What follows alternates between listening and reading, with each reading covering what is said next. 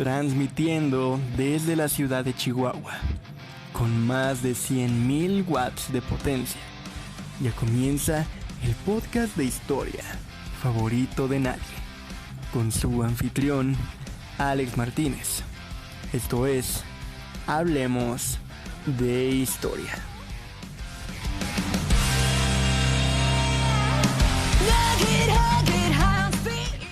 Bienvenidos, bienvenidas todos y todas, amigos y amigas, a este nuevo episodio de Hablemos de Historia. Ya estamos de regreso en esta tercera temporada llena de nuevas historias, nuevos sucesos, pero siempre hablando de historia, claro que sí. En esta semana les traigo un episodio que originalmente iba a ser el primero de la tercera temporada, o sea, el anterior, pero por una cosa u otra, terminó siendo el segundo. Y siguiendo la línea de la temporada pasada, continuamos con las breves historias de países, siendo el que nos atañe esta semana España. Un país lleno de historia que sé que te va a interesar, pero no me enrollo más. Vamos comenzando. Para encontrar los primeros vestigios homínidos en lo que hoy es España, tenemos que remontarnos al Paleolítico Inferior, época de la que datan los restos hallados en el yacimiento de Atapuerca en Burgos, de unos 800.000 años de antigüedad. Los especialistas discuten aún el origen de estas poblaciones, quizá llegadas directamente de África a través del estrecho de Gibraltar o más probablemente a través de los Pirineos. En todo caso, desde esa época se encuentran en la península restos de utensilios y obras de arte correspondientes a las mismas culturas de cazadores y recolectores que se sucedieron en otras zonas de Europa. Es precisamente en España donde podemos encontrar vestigios de arte de lo más antiguos, tales como los hallados en la célebre cueva de Altamira, los cuales cuentan con una edad de entre 36.000 a 13.000 años antes del presente, siendo una valiosísima muestra de historia. También es en la península ibérica donde la llamada revolución neolítica se desarrolla plenamente para después, entre el 5.000 o 4.000 a.C., que la zona peninsular comenzaría a tomar relevancia entre el entorno mediterráneo gracias a su privilegiado espacio geográfico, siendo la puerta de salida o entrada occidental al mar Mediterráneo. Dicho esto, desde el año 1100 a.C. aproximadamente y hasta mediados del siglo III también a.C., el contacto comercial y cultural con las civilizaciones mediterráneas vendrá de la mano de fenicios y griegos, dejando su huella en el establecimiento de su alfabeto, producción cerámica y en cierta parte su arte y su religión. Y en el caso fenicio, no se puede pasar por alto la fundación de ciudades como Almuñécar, Adra, Ibiza y Cádiz, que en un futuro tan importante sería para una ya existente España. Pero ya en el final de esta etapa es cuando aparecen en escena otras dos civilizaciones importantísimas para comprender la España antigua, Roma y Cartago. De esta manera, entre los siglos XII y IV a.C., fue marcándose una diferencia sustancial entre una Iberia que discurría desde el nordeste mediterráneo por una parte y una interior por otra. Esta última estaba habitada por diversas tribus, algunas de ellas celtas, que contaban con una organización relativamente primitiva y se dedicaba al pastoreo nómada, consistente en alternar los pastos de las tierras altas del norte en verano con los de la submeseta del sur en invierno. Por el contrario, los pueblos de la costa, conocidos generalmente como íberos, formaban ya en el siglo IV a.C. un conjunto de ciudades-estado, como por ejemplo Tartesos, muy similares e influidas por los centros urbanos, comerciales y agrícolas mineros más desarrollados del Mediterráneo occidental. Es a partir de los años 218 y 19 a.C. que comienza el periodo de conquista de la península. Los romanos se sintieron alarmados por la expansión cartaginesa hacia el noreste, ya que consideraban que el río Ebro constituía la frontera natural de la Galia, sujeta a su influencia, Por esta razón se desencadenó la Segunda Guerra Púnica. Mientras Aníbal realizaba el legendario paso de los Alpes, las legiones romanas asaltaron su base española, Cartago Nova, la actual Cartagena, con su puerto y sus minas. Su caída a manos de Publio Cornelio y Escipión en el 209 marca el declive del ejército de Aníbal en Italia y el comienzo de las conquistas romanas en la península. Los romanos no pretendían únicamente reemplazar a los cartagineses, sino que buscaban extender su dominio al resto de la península. Ahí tropezaron con una resistencia importante, sobre todo en la Hispania interior. Entre las múltiples confrontaciones que tuvieron lugar a lo largo de la conquista romana, la más famosa fue la llamada Guerra Celtibérico-Lusitana, prolongada durante 20 años. Las tácticas guerrilleras del caudillo lusitano Viriato y el legendario suicidio colectivo de la población de Numancia frente a sus sitiadores romanos llegan todavía hasta nuestros días, pero finalmente los romanos lograron establecerse en gran parte de la península ibérica. Estos se asentaron principalmente en costas y ríos, destacándose ciudades como Tarragona y la ya mencionada Cartagena, Mérida y Lisboa en el actual Portugal. Las obras públicas como calzadas, puentes, acueductos, templos, arcos, teatros, anfiteatros y circos dan idea del sentido geográfico del poblamiento romano.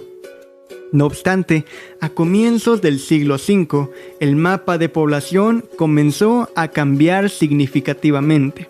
Tras 7 siglos de presencia romana en Hispania, diversos pueblos germánicos como invasores, unos como aliados otros, irrumpirían en la península para asentarse. Los visigodos lo harán en las regiones del interior y los suevos en el oeste. Paralelamente, ya desde el siglo III, se irán acentuando unos procesos de reducción de la población urbana, de amurallamiento de las poblaciones, de extensión de la propiedad latifundista, de inseguridad en los campos y de debilidad en la institución estatal, frente al incremento de poder de las oligarquías locales que brindan seguridad a cambio de fidelidad. Se tornan tiempos muy oscuros en la península en el contexto de los primeros años de la cristiandad, no teniéndose muy claro el surgimiento de esta en la hoy España, pero que con el paso de los años y la libertad de cultos otorgada por Constantino, tiene lugar el primer concilio de la Iglesia hispana en el año 314 de nuestra era. Ya para el siglo V se daría la aparición de los visigodos, quienes se verían a sí mismos como los sucesores del poder imperial romano y que harían alianzas con los diversos pueblos hispano-romanos, pactando una nueva capital en Toledo, al centro de la península, y dándose una rápida integración facilitada con la conversión del rey Recaredo al catolicismo en el año 589, en el Tercer Concilio de Toledo. Esto hizo adquirir a la Iglesia un papel preponderante y fiscalizador de la actividad política mediante la celebración de los sucesivos concilios de Toledo y por unas estructuras sociales relativamente similares recogidas en el Liber Ludicorum de Recesvinto.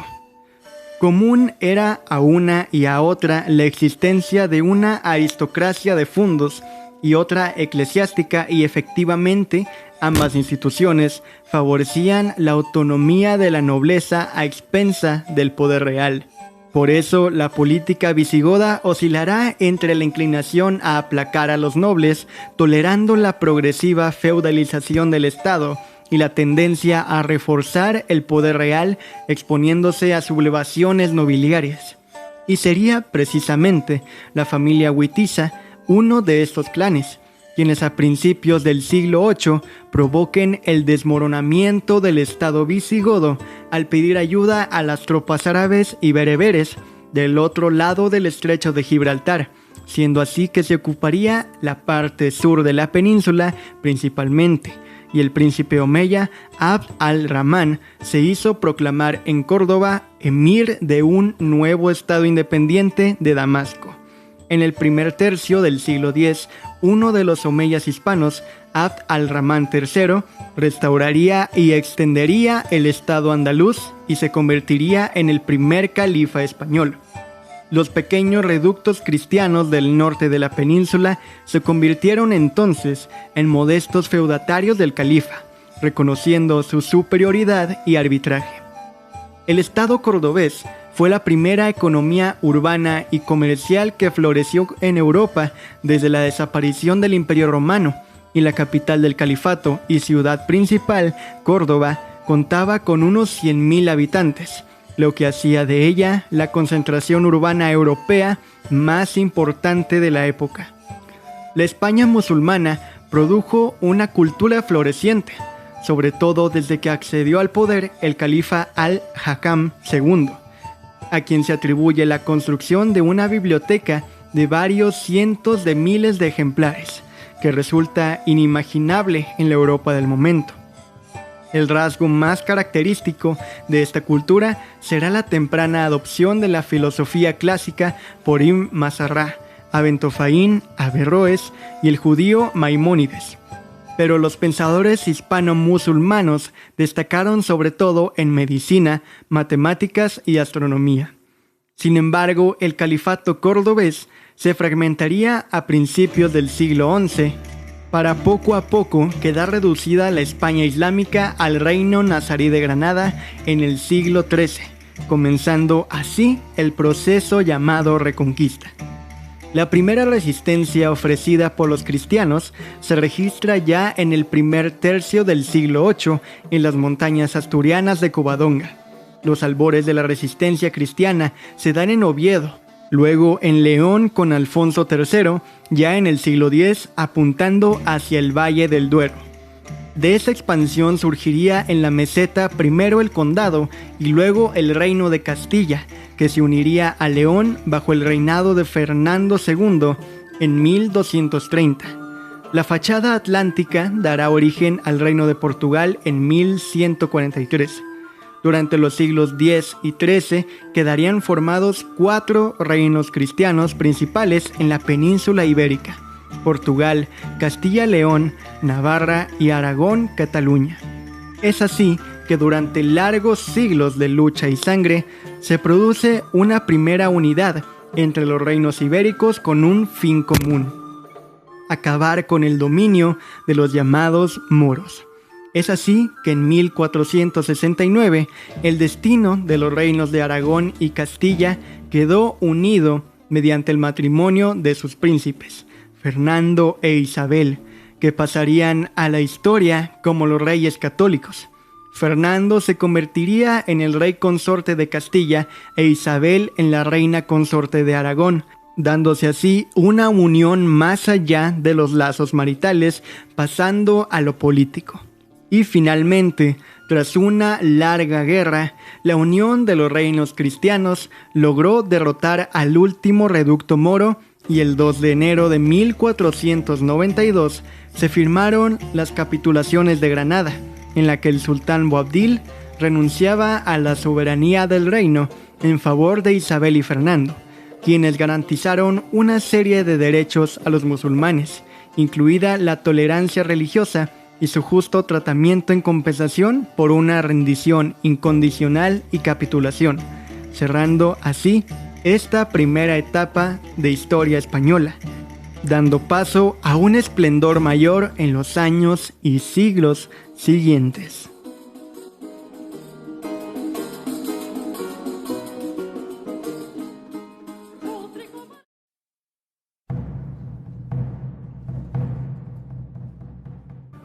Tras la caída musulmana, la búsqueda de la unidad ibérica no se detuvo ahí, sino que se prolongó con la expulsión de los judíos no conversos en el mismo año en que concluía la Reconquista, y la posterior de los moriscos, todo aún a pesar de algunas muestras de que comenzaba a haber una real convivencia entre estos 3 grupos sociales. La Reconquista también tuvo sin duda un efecto de economía de frontera. Los reinos hispánicos eran desde el siglo XII sociedades en crecimiento acelerado y manifiestan un dinamismo que tiene su expresión en el despegue económico y político del reino de Aragón a través del Mediterráneo con la conquista de Cerdeña, Sicilia y Nápoles. La combinación de intereses económicos y vocación marinera llevó a Castilla a una posición de vanguardia en la búsqueda y apertura de nuevas rutas comerciales a Oriente. De esta manera, los castellanos encontraron un muy activo competidor en el otro estado ibérico, Portugal. La rivalidad luso-castellana por encontrar las rutas marítimas del comercio oriental comenzó a resolverse con el Tratado de Alcazovas de 1479. En él, Castilla solo pudo mantener Canarias y hubo que renunciar a todo periplo oriental alrededor de la costa africana que quedaba reservada a Portugal. Tan desigual resultado únicamente se explica teniendo en cuenta que el tratado se ocupaba también de un viejo problema de los estados ibéricos, la unidad de la península, que si bien se perfeccionaría con la incorporación de Navarra en 1512, se completaría con la toma de Granada en 1492, como ya mencionamos. Políticamente también el reinado de los reyes católicos Isabel y Fernando buscó reforzar el aparato estatal y la autoridad real, y para ello se apoyaron en instituciones jurídico-administrativas que ya existían, creando algunas de nuevo cuño, y en ocasiones adoptaron otras de raíz europea como el Tribunal de la Inquisición, muy tardíamente introducido en España. En 1492, la monarquía hispana se presentaba como uno de los primeros estados modernos del Renacimiento europeo. En ello se basó su proyección exterior por el Atlántico en América y Flandes y en el Mediterráneo en Italia. Fue una política exterior orientada a la creación de un estado permanente, servido por funcionarios y diplomáticos con una concepción unitaria pero flexible y confederal de la institución monárquica. A España, como ya dijimos, se le habían cerrado las rutas africanas a favor de Portugal, pero también se le había garantizado la posesión de Canarias, una excelente cabeza de puente para caminos alternativos hacia la ruta de Oriente. Eso fue lo que ofreció Cristóbal Colón a los reyes católicos y estos aceptaron, dando lugar a la llegada a América el 12 de octubre de 1492. Lo hizo un estado que lo necesitaba, pero que también se había preparado y habituado a empresas de esa naturaleza. España contaba en 1492 con una potente maquinaria de guerra, una sólida economía, una proyección exterior, una experiencia marinera y exploradora de rutas mercantiles y un notable potencial científico-técnico, matemáticos, geógrafos, astrónomos y constructores navales. Es así que en los años posteriores paulatinamente se fueron ocupando las islas caribeñas de América, siendo los peninsulares los primeros en tomar partido de manera formal en el Nuevo Mundo, primero en la Española y Cuba, para así pasar a México, conquistando la capital mexica en 1521 y Perú en 1532, comenzando el arranque de la maquinaria atlántica española. El 6 de septiembre de 1522, Juan Esteban Elcano regresaba a la península superviviente del primer viaje de circunnavegación iniciado por Fernando de Magallanes, quedando cerrada la ruta española a Oriente. Desde entonces, las rutas de La Habana a Veracruz en el Atlántico y Acapulco, El Callao, Filipinas en el Pacífico constituirían, junto con el control del Mediterráneo occidental, las arterias vitales del Imperio Español de ultramar. En Italia, la monarquía hispana asumió la tradición de desencuentros con Francia y de alianzas con Inglaterra. La batalla de Pavía en 1521, en que el rey francés Francisco cayó en poder de los tercios españoles, consagró la superioridad española hasta mediados del siglo XVII. Sin embargo, Isabel y Fernando, buscando estrechar la relación diplomática y comercial con los Países Bajos, terminaron por vincular la corona española con el ducado de Borgoña, un príncipe flamenco. Carlos, nieto del emperador Maximiliano y de los reyes católicos, reuniría en su persona una fabulosa herencia que condicionaría la política española y europea hasta el siglo XVIII. La solución que aplicaron los Habsburgo españoles para manejar esta ingente herencia fue la monarquía integradora y flexible, consistente en un conjunto de reinos y señoríos agrupados como una inmensa confederación en torno a la corona común.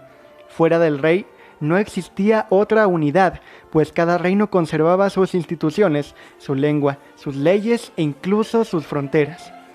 El Imperio Carolino era por tanto un conglomerado de territorios unidos por el azar de un soberano común.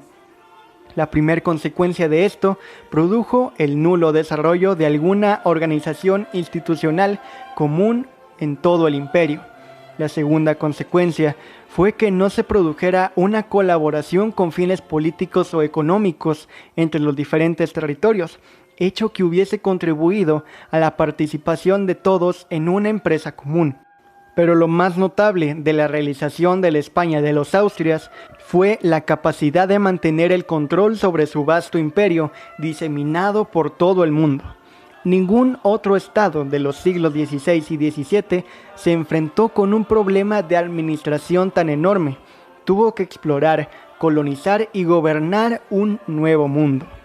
La conquista americana entonces pretendía anexionar el territorio y asimilar a la población. Al igual que ya hiciera el Imperio Romano, lengua, religión, leyes, administración y mestizaje fueron los vehículos de la hispanización de América, con lo que el continente quedó de esta forma incorporado al mundo occidental.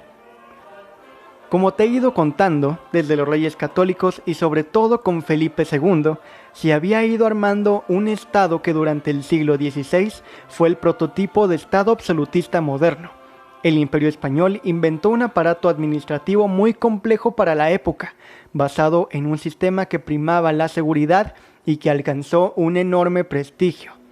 El Estado creció considerablemente y asumió cargas que superaban lo que una sociedad agraria del antiguo régimen, crecientemente empobrecida, podía soportar. La solución no fue redimensionar el Estado, sino en asfixiar a la sociedad. La quiebra del sistema se hizo patente en 1640 con la rebelión de Cataluña y la separación de Portugal. La decadencia del Imperio Español debido al agotamiento fiscal se solapó con un proceso de ruptura del sistema confederal sometido a prácticas centralistas. Junto a estos dos factores, España fue víctima de su propio éxito, puesto que la incorporación de América y la expansión de la navegación trasladaron el eje geoeconómico europeo del Mediterráneo al Atlántico, y más precisamente a las cuencas del Támesis, del Rin, del Sena y del Escalda. Así, España se convirtió en un país periférico. Pero periférico no significaba ni mucho menos marginal, y España continuó siendo una gran potencia y pieza clave en el contexto europeo, con América y el reino de Nápoles bajo su control. Había cedido el papel hegemónico a la Francia de Luis XIV con el Tratado de los Pirineos, que convirtió al Rey Sol en el árbitro de la política continental y a Francia en el modelo de lo que pronto sería la administración reformada del despotismo ilustrado del siglo XVIII. Carlos II, el último de los Austrias españoles, no dejó descendencia directa, sino que testó a favor de un nieto de su hermana María Teresa y de Luis XIV de Francia, Felipe de Anjou. Coronado como rey de España y de las Indias en 1701, Felipe V inauguró la dinastía de los Borbones españoles, prolongando con su reinado la España de la Ilustración, una época de equilibrio exterior, reformas y desarrollo interior.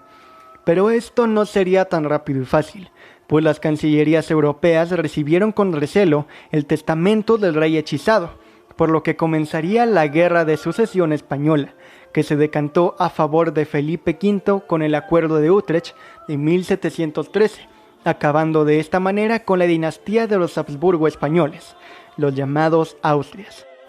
Es precisamente en los primeros años del reinado de los Borbones que España buscaría mantenerse neutral en el contexto europeo, política entorpecida por el ya enorme poderío que mostraban los vecinos Francia e Inglaterra. Sería Fernando VI quien mejor ilustre este deseo español de neutralidad y de paz.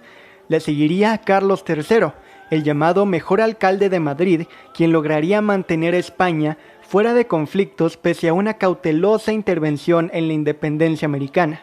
Buscó la alianza con Francia para contrapesar el predominio británico, pero evitando asociarse a las aventuras de Versalles. Carlos III dejó un país en paz y en pleno progreso con su reinado de 1759 a 1788, pero la Revolución Francesa, de un año después, rompió esta relativa estabilidad. Los Borbones fueron ejemplos señalados dentro del reformismo ilustrado europeo. Persiguieron el progreso y la racionalización del país dentro de las concepciones de su tiempo, fuertemente marcadas por las ideas mercantilistas, los métodos dirigistas y con menos frecuencia los impulsos liberales. El gran avance se produjo con la eliminación de las trabas al comercio y la industria, la supresión de puertos secos que aislaban económicamente unas zonas de otras y la apertura de todos los puertos del reino que dieron un impulso espectacular al comercio entre ellos y con ultramar, lo que se tradujo al final de la centuria en la recuperación del 75% del comercio americano. En estas medidas se encuentra también la base del primer despegue de la industria algodonera catalana, que llegó a representar 2/3 de la británica. Es así que la progresiva liberalización de los precios agrícolas y la limitación de los privilegios de la mesta ayudaron a un crecimiento de la superficie cultivada y al incremento de la producción agraria. E incluso se produjeron pequeñas reformas de desamortización a los terrenos de la iglesia. Pero todo esto cambiaría en 1807 mediante el Tratado de Fontainebleau. El ejército francés del mariscal Junot cruzó los Pirineos en dirección a Portugal con intenciones de contrarrestar el poder británico contra el ya napoleónico francés. Poco después entraron en Lisboa, pero no salieron de España, generando una crisis interna que dio paso a la invasión napoleónica un año después, que resquebrajaría seriamente el enorme prestigio y autoridad de una corona milenaria. Carlos IV abdicó en su hijo Fernando VII, y la institución monárquica quedó irreparablemente dañada. El régimen político que tratan de unificar los Bonaparte es el planificado en el Estatuto de Bayona de julio de 1808. Este documento es de gran importancia dentro del punto de vista histórico, aunque no desde el jurídico o el práctico, ya que nunca entró en vigor, pero constituye el primer texto de carácter constitucional que aparece en España. Las reformas que establecía este estatuto no pudieron ser aplicadas por José Bonaparte debido a que una parte muy amplia del pueblo español la rechazó al considerar a la nueva monarquía como ilegítima y producto de una traición, lo que dio pie a los levantamientos del 2 de mayo en Madrid, dando comienzo así a la Guerra de Independencia Española.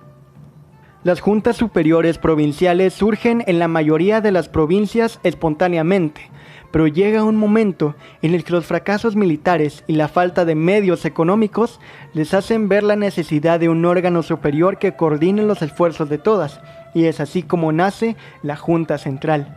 Esta misma nombró un Consejo de Regencia establecido en la ciudad de Cádiz, que convocó las Cortes donde se ratifican como principios básicos que la soberanía reside en la nación y la legitimidad de Fernando VII como rey de España.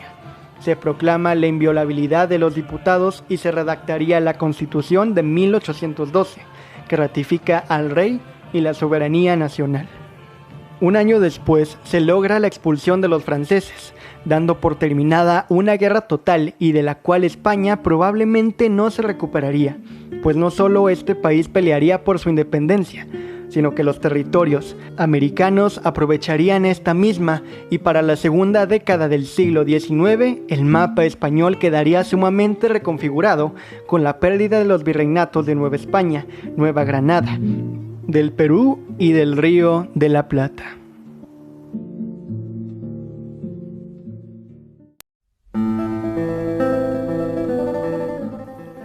Los patriotas de Cádiz habían respondido a la crisis dinástica y al vacío de la corona con tres posturas principales en torno a la soberanía nacional. Para unos, esta residía en la corona junto con las instituciones tradicionales como las cortes estamentales. En consecuencia, defenderían a partir de entonces una vuelta al régimen absolutista, más o menos atemperado para terminar llamándose carlistas por su apoyo a Don Carlos. Otros defendían una nación cuya esencia eran las cortes con el rey. Más tarde se conocerán como liberales moderados o doctrinarios, y luego como conservadores. Querían un Estado centralizado, una constitución doctrinaria, una ley electoral censitaria, con distritos uninominales, una economía proteccionista y una política internacional filofrancesa. Por fin, un pequeño pero muy activo grupo sostuvo la idea de una soberanía nacional que descansara únicamente en el pueblo español. Estos, una versión atenuada de los jacobinos franceses, pasarán a la historia primero como exaltados, luego como progresistas, para terminar denominándose constitucionales, y por último como liberales fusionistas. Los carlistas tenían fuerza en el campo, sobre todo en el norte, en el País Vasco y Navarra, y en la Cataluña interior, y representaban en cierto modo la rebelión de la sociedad rural contra la sociedad urbana. Contaban con la cobertura del bajo clero y recibían el apoyo de las potencias autocráticas como Rusia. Políticamente, el carlismo postulaba la vuelta al antiguo régimen. Por el contrario, los liberales, que defendían la sucesión de Isabel II, hija de Fernando VII, deseaban un cambio profundo que abriera paso a una sociedad de individuos iguales ante una ley que garantizara los derechos de las personas. Su triunfo hay que enmarcarlo dentro del apoyo británico a las causas liberales, sobre todo en el mundo latino, frente al expansionismo ruso, y en el triunfo de la monarquía liberal en Francia en 1830. Los liberales legislaron de acuerdo con los principios individuales igualitarios, liquidaron privilegios y exenciones legales, suprimieron los señoríos jurisdiccionales, desvincularon las tierras de mayorazgo de la Iglesia y de las corporaciones locales, introduciendo así millones de hectáreas en el mercado y multiplicando varias veces el área cultivable y las producciones agrarias. A principios del siglo, España importaba trigo y comía pan de centeno, mientras que a finales de la centuria se exportaban cereales y el pan era de trigo. Los liberales creían también en el libre juego del mercado, y mediante la desamortización de tierras, perseguirían ensanchar el mercado y hacerlo nacional, amén de cobrar la victoria frente al absolutismo, pero no perseguirían una reforma agraria como la que otras fuerzas postularían años más tarde, ya en el siglo XX. En el sur se afianzó el latifundismo de la vieja nobleza y de los nuevos terratenientes, pero no se creó esa clase de pequeños propietarios que los revolucionarios franceses concebían como la base de la república. Los liberales pensaron entonces haber resuelto un problema de Estado. Estaban creando otro gobierno al elaborar una legislación constitucional y electoral marcadamente partidista y diseñada para asegurar el monopolio del poder de su partido. Ello hizo de la alternancia el problema político español por excelencia, aunque en realidad constituía a la vez un conflicto de raíz social, ya que los pequeños partidos de la época se nutrían de colocados, cesantes y pretendientes, todos ellos miembros de las clases medias urbanas y necesitadas del poder para sobrevivir. Durante décadas, las prácticas monopolistas se alternaron con motines y golpes militares, y hasta 1870 el pronunciamiento fue en España el instrumento rudimentario y arriesgado, pero no por eso menos efectivo, que las oposiciones encontraron para imponer la alternancia que les negaban los gobiernos atrincherados en el poder. Un cuerpo de oficiales sobredimensionado, ambicioso e indisciplinado, siempre expuesto a ser licenciado, sin empleo y a media paga, fue presa fácil de grupos políticos ansiosos de tomar por vía militar lo que el exclusivismo del partido en el poder les negaba. El pronunciamiento no debe entenderse entonces, sin embargo, como un conflicto armado, sino como un modo de precipitar soluciones políticas con el mínimo de enfrentamiento militar posible.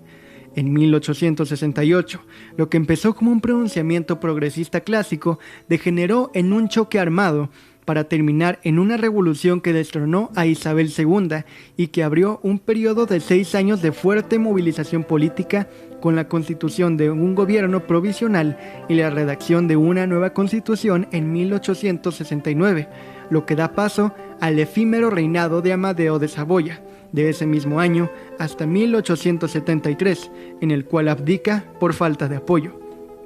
Posterior a esto, se daría paso también a una breve Primera República Española, del 1 de febrero de 1878 al 29 de noviembre del 74, para inmediatamente dar paso a la restauración monárquica en favor del primogénito de Isabel, Alfonso XII, quien pone fin a la Tercera Guerra Carlista y que aprueba una nueva constitución en 1876. No obstante, su pronta muerte en 1885 provoca la regencia de su esposa María Cristina de ese mismo año hasta 1902, durante la cual se da el famoso desastre del 98, en el que España pierde sus últimos reductos coloniales: Cuba, Puerto Rico, Guam y las Filipinas. Ya para 1902, Alfonso XIII tiene edad de asumir el trono y así lo hace, manteniendo un gobierno convulso internamente, pero que supo mantenerse neutral en el marco de la Primera Guerra Mundial. Sin embargo, en 1921, tras la poca respuesta española durante la Guerra del Rif en Marruecos, Manuel Primo de Rivera da un golpe de estado e instaura un directorio militar que cuenta con el apoyo del rey. La dictadura de Primo de Rivera, calificada como despotismo templado, intenta poner fin a algunos de los problemas, como la conclusión de la guerra en África o el desarrollo de la infraestructura y el impulso a las obras públicas.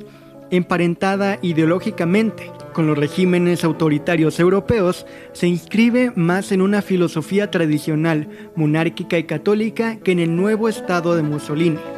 Su fracaso fue fundamentalmente político, pese a los intentos de creación de un partido único, la Unión Patriótica, y de incorporar a sectores del movimiento obrero a la vida política.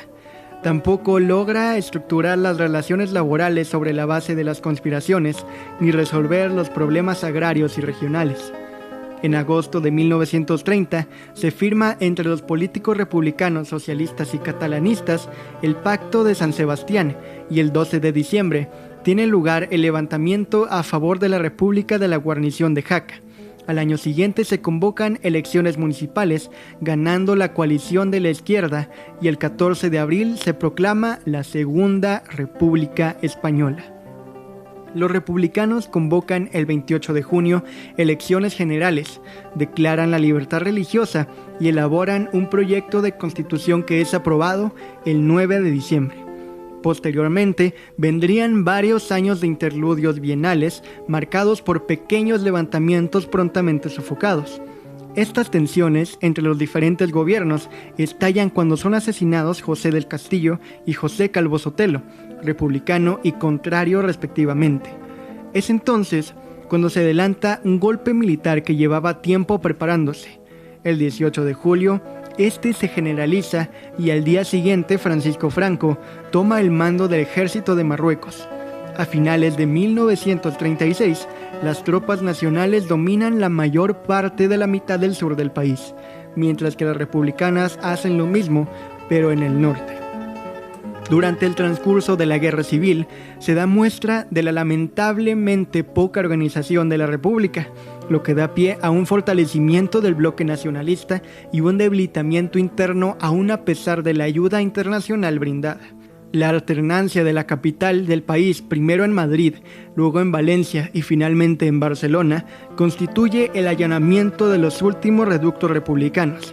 Solo Madrid resiste, siendo inútiles las propuestas de paz de su Junta de Defensa. Las tropas nacionales ocupan la capital el 28 de marzo de 1939 y el 1 de abril, el último parte de guerra del general Franco, da por concluida la contienda.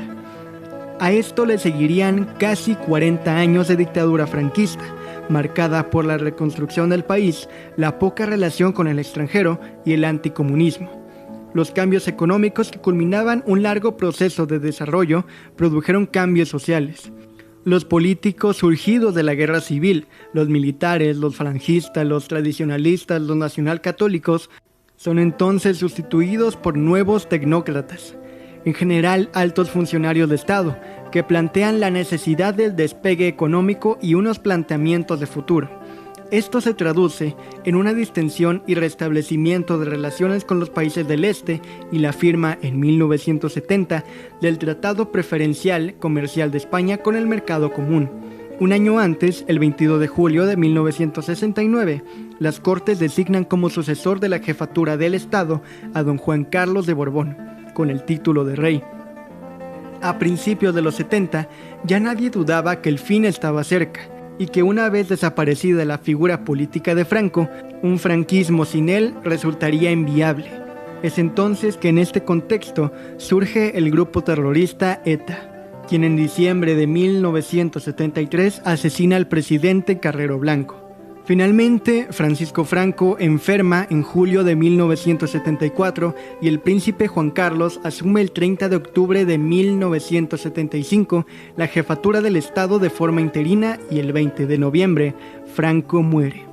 El día 22, Juan Carlos I es investido rey de España. En los años posteriores, España viviría una notable apertura tanto interna como externa, pues en 1982 entraría en la OTAN. Ese mismo año organizaría la 12ª Copa Mundial de la FIFA, y en el que incluso el PSOE, Partido Socialista, gana las elecciones, y en el 85 entra en la Unión Europea. En la siguiente década, la estabilidad continúa al igual que en los primeros años del nuevo siglo, a excepción del día 11 de marzo de 2004, cuando un grupo de extremistas radicales islámicos mató a 192 personas e hirió a casi 2.000 ciudadanos de Madrid en el peor atentado de estas características habido hasta la fecha en suelo europeo. Desde entonces, España ha continuado su andar junto a las demás naciones europeas, ahora con un nuevo monarca, pues el rey Juan Carlos abdica en 2013 en favor de su hijo Felipe VI. El futuro de la llamada Madre Patria se ve prometedor, siempre avante en cualquier situación, siendo fiel al viejo lema acuñado por el rey Carlos I, plus ultra, más allá de las adversidades. Pues siglos de historia contemplan al que fuera uno de los más grandes imperios de la humanidad, y que, como dice su himno, es la patria que supo seguir sobre el azul del mar el caminar del sol. Así que, plus ultra, plus ultra. Con su boina calada, con sus guantes de seda. Es verdaderamente difícil englobar siglos e incluso más que ello, milenios de historia en un solo capítulo de podcast. Así que les pido una disculpa, amigos y amigas, si es que se me pasó mencionar algo. A fin de cuentas, es una breve historia, todo resumido para tus oídos. En fin, muchas gracias por haber escuchado un nuevo episodio de Hablemos de Historia. Espero que te haya gustado, te hayas entretenido o aprendido algo nuevo, que a fin de cuentas es la intención de este proyecto. Me ayudarías demasiado compartiéndolo con tus amigos y familiares y siguiéndome en Instagram, donde estamos como @hablemospodcast, podcast con doble T, y Facebook como Hablemos de Historia. Muchas, pero muchas gracias una vez más por haber escuchado el capítulo 63 de Hablemos de Historia. Pero bueno, no me enrollo más, yo fui Alex Martínez. No olvides usar cubrebocas, lavarte las manos, cuidar el agua y el planeta y hablar de historia. Me despido no sin antes desearte que la fuerza te acompañe siempre. Pero siempre hay un tren que desemboca en Madrid. Pero siempre hay un fuego. Pero siempre hay un niño que envejece en Madrid. Pero siempre hay un vuelo. Pero siempre hay un coche. ¡Viva España! ¡Viva el rey! ¡Viva el orden y la ley!